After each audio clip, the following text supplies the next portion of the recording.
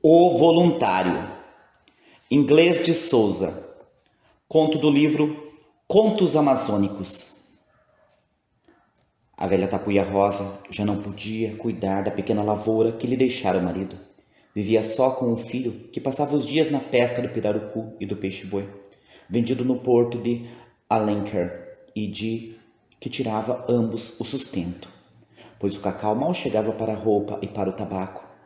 Apesar da pobreza rústica da casa, com as suas portas de japá e as paredes sopapo, com o chão de terra batida, cavada pela ação do tempo, tinha a tapuia em alguma coisa o asseio. Trazia o terreiro bem varrido e o porto livre das canaranas que a corrente do rio vinha ali depositando.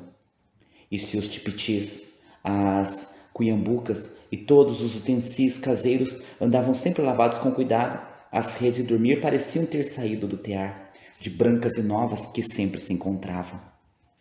Rosa tecia redes e os produtos de sua pequena indústria gozavam de boa fama nos arredores.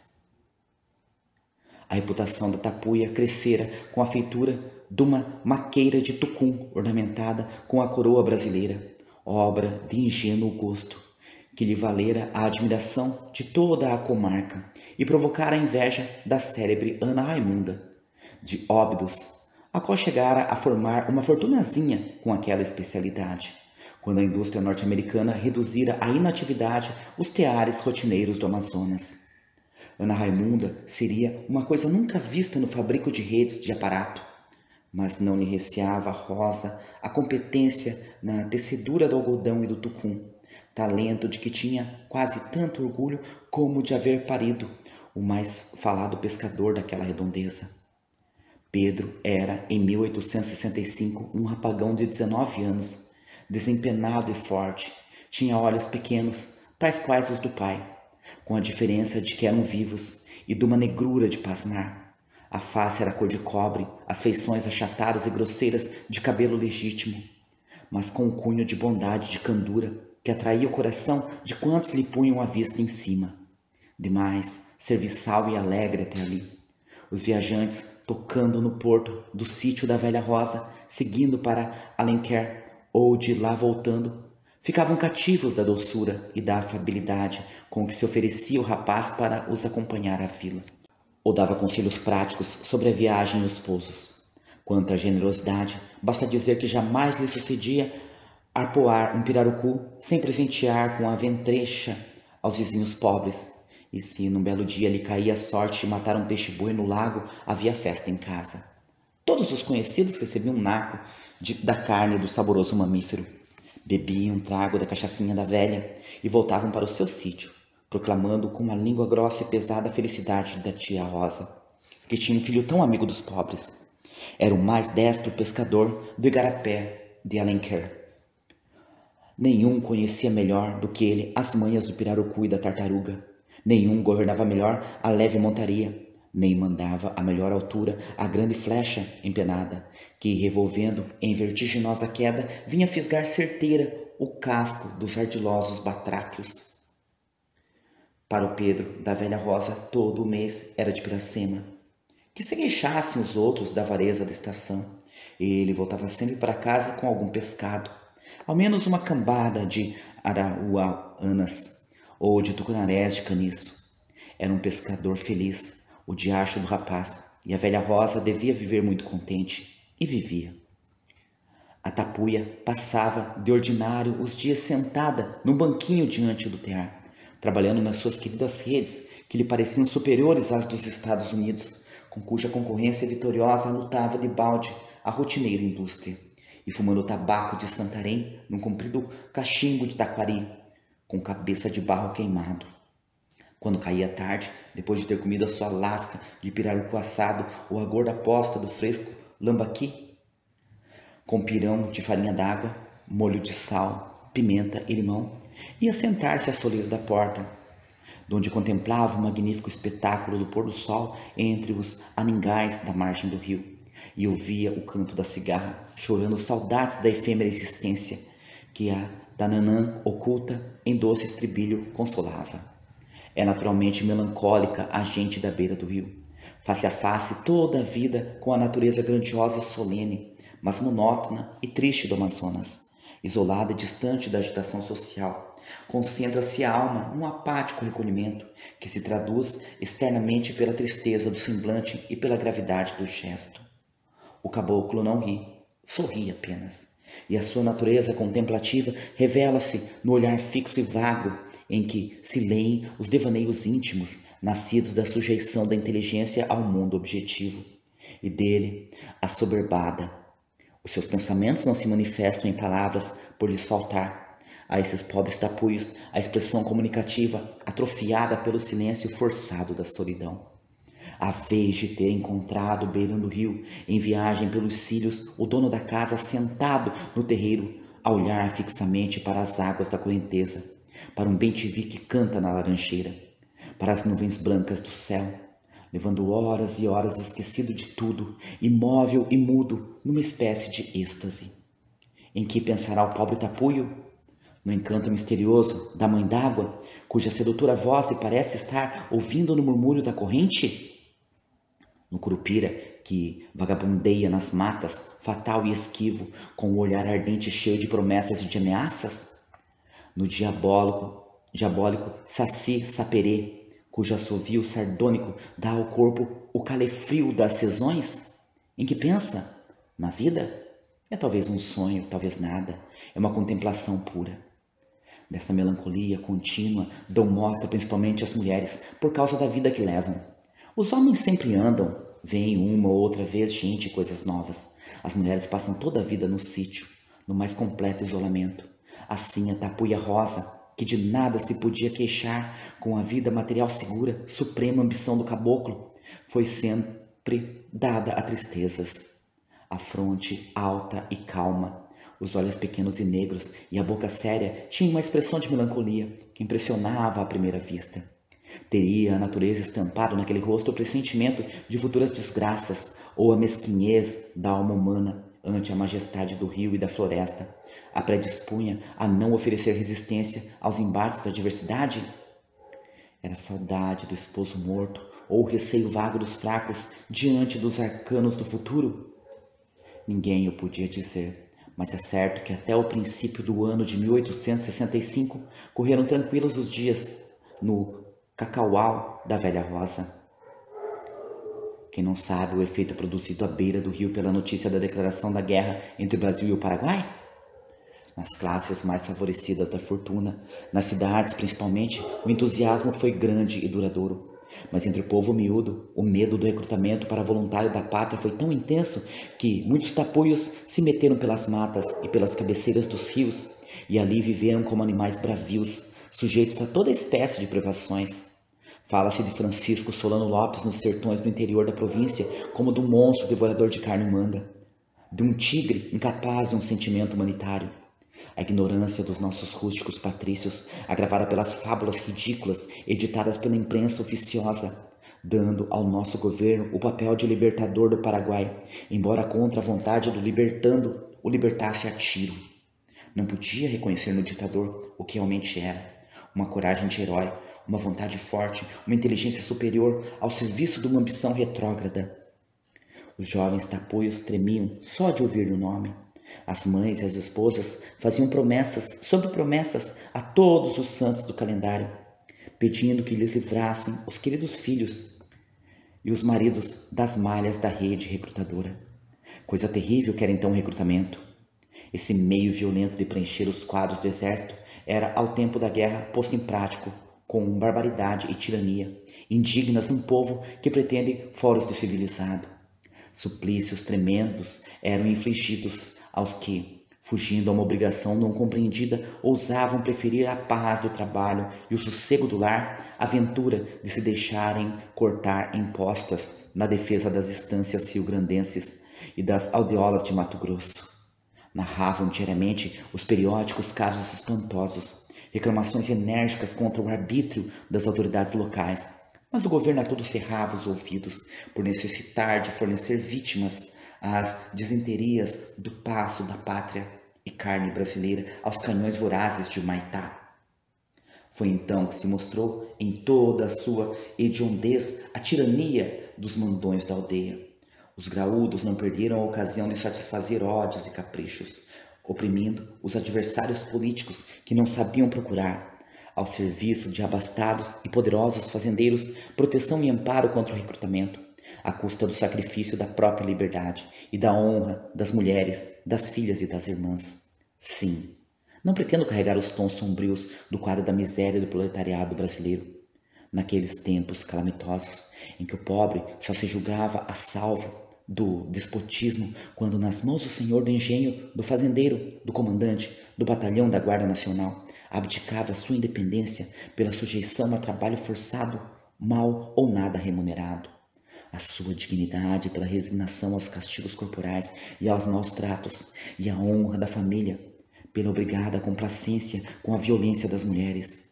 Em Alenquer, por exemplo, o capitão Fabrício, nomeado recrutador, alardeando serviços ao partido de cima, praticou as maiores atrocidades, tendo por única lei o seu capricho. De toda parte se levantavam clamores contra o rico e o perverso fazendeiro do Igarapé. Mas, cônscio do apoio dos chefes do seu grupo político, continuava Fabrício, obrando as maiores atrocidades que constituíram a vida até que o filho do Anselmo Marques, com um salutar tiro de espingarda, pôs-lhe termo à ominosa existência. Descuidado e contente, Pedro labutava em paz, apesar das desgraças do tempo, ouvidas aos domingos depois da missa, no ato da matriz. E quando lhe perguntavam se não receava o recrutamento, dizia, com a candura habitual, que nunca fizera mal a ninguém e era filho único de mulher viúva. Não contava, porém, com a má vontade de Manuel de Andrade, mulato que era seu rival na pesca das tartarugas. Manuel era a alma danada do capitão Fabrício, em cuja fazenda vivia como agregado. Toda a gente o acusava de desapiedado executor das maldades do fazendeiro. Era tido como homem sem escrúpulos, que matava por prazer. E as proezas pacíficas do filho da velha Rosa enchiam-lhe o coração de inveja. Numa tarde de dezembro de 1865, ou de janeiro do ano seguinte, já não me recordo bem da data, Pedro, ao voltar da pesca, passando pelo porto da fazenda, notara um movimento desusado e, observando, pensara ter visto Manuel de Andrade e 2 ou 3 soldados de farda e baioneta, entidades não vulgares naquelas paragens. Sem saber explicar o estranho caso, continuara a remar e em breve aportara ao sítio e, puxando a canoa para a terra fora, dar parte da pescaria à mãe, sem lhe falar do que vira na casa do vizinho. Na manhã do dia seguinte, entretinha-se o rapaz a fazer uma cerca de varas no terreiro, quando lhe aparecera pelo cacaual o velho Inácio Mendes, vizinho e amigo, o mesmo que morreu ano passado afogado em Inhamundá, tentando salvar o filho, atraído pela mãe d'água. Como o assunto de todas as conversas da beira do rio era a guerra, falou-se do recrutamento.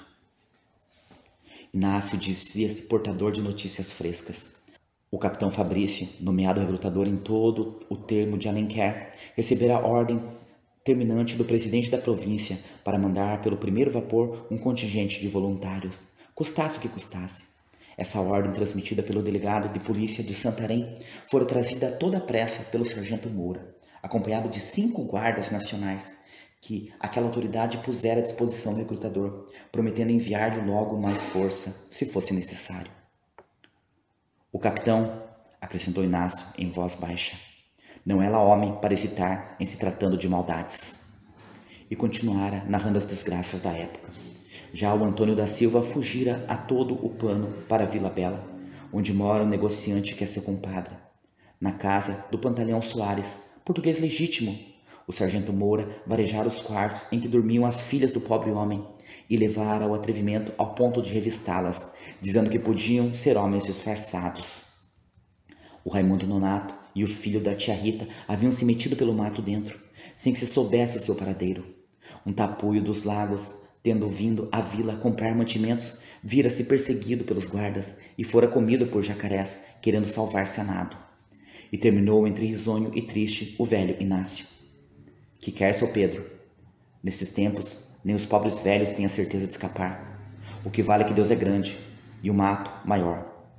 3 dias depois da visita de Inácio Mendes, pelas 7 horas da manhã, a velha Rosa tratava do almoço e Pedro, sentado à soleira da porta, preparava-se para caçar papagaios, limpando uma bela espingarda de 2 canos, quando ouviu adiantar-se para seu lado o capitão Fabrício. com os modos risonhos e corteses de um bom vizinho. Pedro ergueu-se surpreso e acanhado e pôs-se a balbuciar cumprimentos ao fazendeiro, cujo sorriso o enleava. Ora, bom dia, seu Pedro. Então, já sei que vai à caça? Está com uma bonita arma. Quer vendê-la? E foi-lhe tirando-a das mãos, sem que o pescador, admirado de tão grande afabilidade, pensasse em contrariar-lhe o gesto.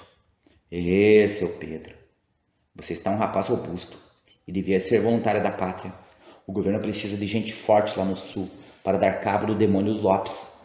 Ora, é uma vergonha que você esteja a matar os pobrezinhos dos papagaios e a arpoar os inocentes dos pirarucus, quando melhor quebraria a proa aos paraguaios, que são brutos também e inimigos dos cristãos. Pedro balbuciava negativas e desculpas. Era filho único, não tinha jeito para a guerra. Quem tomaria conta da pobre velhinha? Mas o capitão pôs-lhe a mão no ombro, dizendo em voz repassada de mel: Pois então tenha paciência. Se não quer ser voluntário, está recrutado. Pedro deu um pulo para trás, como se fora mordido por uma cobra. Recrutado? Ele. E a palavra fatídica soou-lhe aos ouvidos como anúncio de irreparável desgraça. O seu ar de candura e de bondade desapareceu por encanto, e o rapaz ficou todo transformado, como o pai, quando lutava braço a braço com alguma onça traiçoeira. Os olhos injetaram-se-lhe de sangue, os lábios entreabriram-se para deixar sair a palavra rebelde, mas só descobriram os alvíssimos dentes, cerrados por um esforço violento. O corpo tremia, como se maleitas o sacudissem, e um último lampejo de razão o impediu de atirar-se ao recrutador e de o afogar nas mãos robustas. Mas o capitão prosseguia, com brandura hipócrita. Ora, deixe de tolices. Afinal, quer que tenha ser soldado? É até muito bonito, e as mulheres pelam-se pela farda azul ferrete e pelos botões amarelos. Não será uma honra para a tapuia velha o ter um filho oficial? Pois é o que pode muito bem acontecer se você tiver juízo, não beber, não furtar, não fizer nenhuma malcriação, e resolver-se a aprender a leitura e a escrita, que não é bicho de 7 cabeças. É verdade que você pode ficar prisioneiro dos paraguaios, e mesmo morrer de uma bala na cabeça, mas isso são fatalidades. Também se morre na cama, e até pescando pirarucus e caçando papagaios. Por isso, deixe-se de asneiras, carinha alegre, e marche para o sul. Mesmo porque você está recrutadinho da Silva, e o que não tem remédio, remediado está. O rapaz soltou um grito surdo. Avançou contra Fabrício, arrancou-lhe a espingarda das mãos e brandiu-a sobre a cabeça do capitão, como se fora uma bengala. Quando ia descarregar o golpe, sentiu-se agarrado. Era o sargento Moura e 2 soldados, que saindo de um matagal próximo se haviam aproximado sem ser vistos. Ao ruído da luta, acudiu a velha Rosa, que soltando brados lamentosos, tentou arrancar o filho aos soldados. Mas o capitão Fabrício segurou por um braço e atirou-a de encontro ao esteio da casa. A tapuia, caindo, feriu a cabeça, mas erguendo-se de súbito e levantando a espingarda que estava no chão, fez pontaria contra o sargento. A arma não estava carregada. Foi uma cena terrível que teve lugar então. A velha Rosa, desgrenhada, com os vestidos rotos, coberta de sangue, soltava bramidos de fera parida. Pedro estorcia-se em convulsões violentas e os soldados não conseguiam arredá-lo da mãe. Fabrício, ordenando que levassem o preso, lançara ambas as mãos aos cabelos da velha e, puxando por eles, procurava conseguir que largasse as roupas do filho. Os guardas, impacientes e coléricos, desembainharam a baioneta e começaram a espancar alternativamente a mãe e o filho, animados pela voz e pelo exemplo do sargento, ainda pálido do susto que sofrera. Muito tempo teria durado a luta, se não tivessem aparecido alguns agregados do capitão, dirigidos pelo Manuel de Andrade, em cuja larga face morena se lia a satisfação de um ódio até ali contido a custo. O mulato adiantou-se com ar resoluto. Ó, gentes, temos cerimônias? E voltando-se para os que o seguiam. Amarra porco, rapaziada.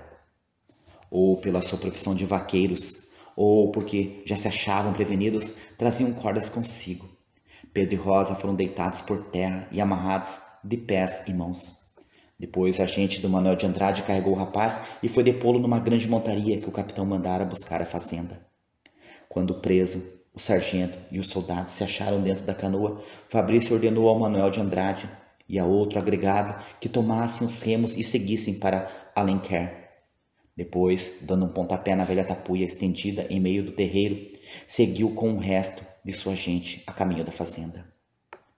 Ela desmaiara, não dera acordo de si quando lhe levaram o filho para a canoa, nem sequer sentira a última e bestial expansão da ira do recrutador. Mas quando o sol, adiantando-se na carreira, veio ferir-lhe em cheio os olhos amortecidos, tornou a si. Olhou em derredor e, recordando o que se passara, começou a agitar-se e a dar gritos que ecoavam lugubremente na floresta. Procurava pôr-se de pé, mas não o conseguia. Não podia também desprender os braços e as pernas. As cordas eram sólidas e os nós apertados. Sozinha, abandonada no sítio deserto, exposta no terreiro, ferida e quase nua, aos raios ardentíssimos do sol, a velha Rosa, a boa e generosa velhinha, teria sucumbido miseravelmente. Se por volta de meio-dia não tivesse ali chegado o vizinho Inácio Mendes. O português vira do seu porto passar a canoa que levava o recruta, e desconfiando do que sucedera, viera, logo que pudera, furtar algum tempo aos seus afazeres, informar-se do ocorrido. Pobre tia Rosa, em que miserando estado a encontrara. Seria possível que Deus permitisse tão grande injustiça? O Inácio cortou-lhe as cordas, lavou-lhe a ferida com água avinagrada e teve de empregar a força para obrigá-la a deitar-se, pois ardia em febre. Depois que a viu mais sossegada, o bom do português correu à casa em busca da mulher para fazer companhia aquela noite à doente, recomendando-lhe que não dormisse, velasse toda a noite, pois o estado da tapuia era melindroso. Apesar da advertência do marido, a enfermeira adormecera pela madrugada, e quando acordara, a claridade de um dia esplêndido entrava pela transparência do japá. A rede da velha Rosa estava vazia. A mulher de Inácio Mendes correu ao porto e não achou a montaria de pesca de Pedro. Estava eu a esse tempo em Santarém, preparando uma viagem a Itaituba, a serviço da minha advocacia. Passeando, uma tarde, na praia do Tapajós, abeirou-se de mim uma cabocla velha, em quem a custo reconheci a industriosa e boa velhinha do Igarapé de Alenquer, em cuja hospitaleira casa dormira algumas vezes de passagem pelo sítio. Ela, porém, me reconhecera facilmente, e parece até que, a conselho de algumas pessoas, me procurava como o único doutor da terra que exercia a profissão de advogado. Contou-me a sua história, interrompendo-se a miúdo para limpar na manga do vestido as lágrimas que lhe corriam, e finalizou entregando-me um embrulho com dinheiro, 200 e poucos mil réis, tudo quanto tinha, para que lhe livrasse o filho de jurar bandeira. Voltei imediatamente à cidade e, por intermédio de um amigo comum, obtive do delegado de polícia a licença de ver o recruta na cadeia. Mas, por uma só vez, e com uma exceção rara, o tapuio estava mergulhado num silêncio apático, de que nada o fazia sair. O fatalismo do amazonense o convencera de que não se poderia arrancar a irreparável desgraça que o abatia. Ou não me reconheceu, ou não quis falar-me. E queria habeas corpus em favor de Pedro, alegando a sua qualidade de filho único de mulher viúva. O juiz de direito ordenou o seu comparecimento, inquiriu o comandante do destacamento e algumas testemunhas e exigiu informações do delegado. Empreguei a maior atividade nas diligências necessárias, porque sabia que era esperado a toda hora o vapor da Companhia do Amazonas, que devia levar o contingente de recrutas para a capital. Uma manhã vinha eu da casa do juiz com as melhores esperanças de êxito, pois se mostrava crente do direito que assistia ao meu cliente, e compadecido da sorte da velha que não deixava a soleira da porta onde dormia. Vinha pensando na minha viagem pelo Tapajós acima logo que terminasse a obra de humanidade que queria praticar, quando me encontrei com um agente da companhia. Olhe, doutor, o vapor está entrando. Os voluntários estão prontos. Corri imediatamente à cadeia e notei o movimento que produzira a ordem de embarque. Corri à praia, onde era imensa aglomeração de povo à espera do vapor que vinha entrando à boca do largo Tapajós em busca dos futuros defensores da pátria. Começou logo o embarque dos recrutas. Eram 20 rapazes tapuios, os que a autoridade obrigava a representar a comédia do voluntariado. Vi-os sair da cadeia, entre duas filas de guardas nacionais, e encaminharem-se para o porto, seguidos dos parentes, dos amigos e de simples curiosos. Iam cabisbaixos, uns corridos de vergonha, como criminosos obrigados a percorrer as ruas da cidade nas garras da justiça, outros resignados e imbecis, como bois caminhando para o matadouro. outros ainda procurando encobrir sob uma jovialidade triste as amarguras íntimas, todos marchando maquinalmente, alheios ao que se passava e dizia em redor de si, e oferecendo um aspecto de apatia covarde e idiota. Vestiam calça e camisa de algodão riscado, a mesma roupa com que, uma semana antes, arpoavam pirarucus ou plantavam mandioca nas roças da beira do rio. Alguns, aqueles de quem se desconfiava, por mais valentes e ágeis, traziam algemas. As portas e as janelas das ruas por onde passava a nova leva de recrutas estavam apinhadas de gente. As mulheres e as crianças corriam a vê-los de perto, conservando-se, porém, a uma distância respeitável dos guardas nacionais, que marchavam pesadamente, acanhados, vestidos na sua jaqueta de velho pano azul, quase vermelho, e vexados com a comprida baioneta colocada muito atrás, a bater-lhes os rins num compasso irregular, conforme os acidentes das ruas mal calçadas. O povo comentava o caso, analisava a fisionomia dos novos soldados, daqueles heróicos defensores da pátria, carneiros levados em récua para o açougue. As exclamações cruzavam-se, as pilhérias atravessavam a rua e caíam duras como pedras sobre as cabeças impassíveis dos guardas nacionais, pobres operários, honrados roceiros, arrancados à oficina ou à lavoura para guarnecerem a cidade e fazerem o serviço da polícia ausente. Outras vezes eram lamentações e condolências da sorte daqueles pobres diabos que nem sabiam, naquele momento, se voltariam a ver a terra adorada do Amazonas. Os curumins anunciavam os recrutas à medida que se aproximavam. Os voluntários! Os voluntários! Voluntários de pau e corda, disse causticamente o vigário padre Pereira, fumando cigarros à porta de uma loja. Já mais adiante, os curumins repetiam, numa ironia inconsciente: os voluntários! Olha os voluntários! Os recrutas caminhavam sob um sol ardente, seguidos das mães, das irmãs e das noivas, que soluçavam alto, numa prantina desordenada, chamando a atenção do povo. Os homens iam silenciosos, como se acompanhassem um enterro. Ninguém se atrevia a levantar a voz contra a autoridade. Se a fuga fosse possível, nenhum daqueles homens deixaria de facilitá-la. Mas como fugir em pleno dia, no meio de tantos guardas nacionais armados e prevenidos? Nada. Mais valia resignar-se a sofrer calado, que sempre se lucrava alguma coisa. Chegaram a porto e avistaram o vapor que fumegava, prestes a partir. As canoas que os deviam conduzir para o paquete estavam prontas. Começou o embarque em boa ordem. Nenhum dos recrutas abraçou amigos e parentes. Os adeuses trocaram-se com os olhos e com as mãos de longe. Quando as canoas largaram da praia, as mulheres romperam num clamor, e os tapuios, acocorados ao fundo do igarité que os separava da ribanceira, seguiam com a vista a terra que recuava, fugindo deles. Tinham os olhos secos, mas amortecidos. Um deixava naquela saudosa praia a mãe doente e entravada, arrastada até ali para soluçar a última despedida ao filho, que partia para a guerra. E o voluntário, resignado à morte com que contava nos sertões do sul, tinha o coração apertado, pensando na miséria em que deixava a velhinha, obrigada dali em diante a viver de esmolas.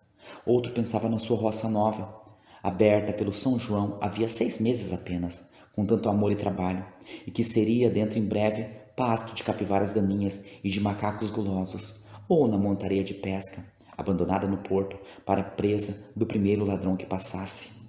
Este sonhava com as longas horas de mobilidade ansiosa nas brumas da antemanhã, de pé na canoa, esperando o primeiro respirar do pirarucu possante, aquele com a gentil namorada, tanto tempo cobiçada e quase noiva, que não teria paciência para esperar-lhe a volta incerta.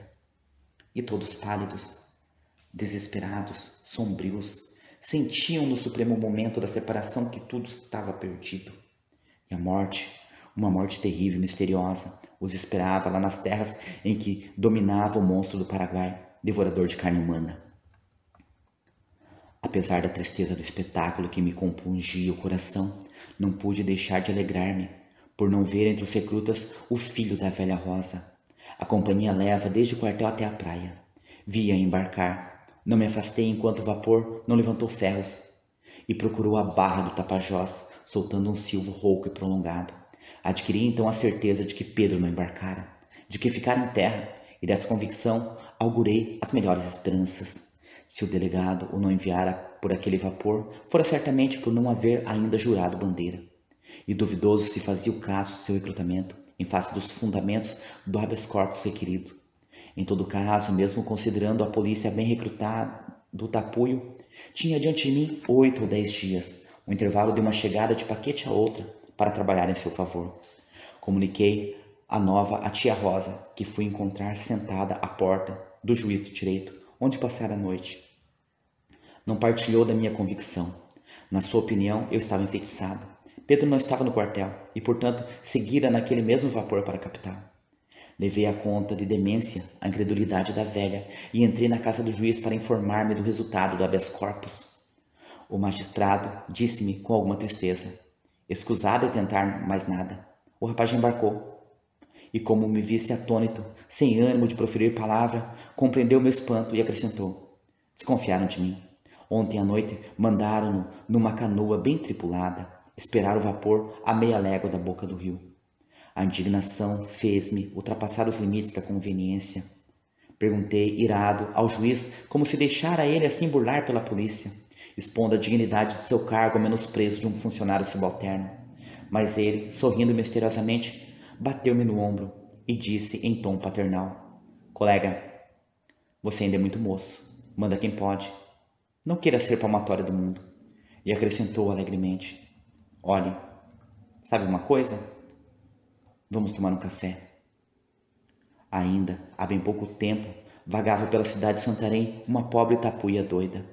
A maior parte do dia passava-o a percorrer a praia, com o olhar perdido no horizonte, cantando com voz trêmula e desenxabida a quadrinha popular.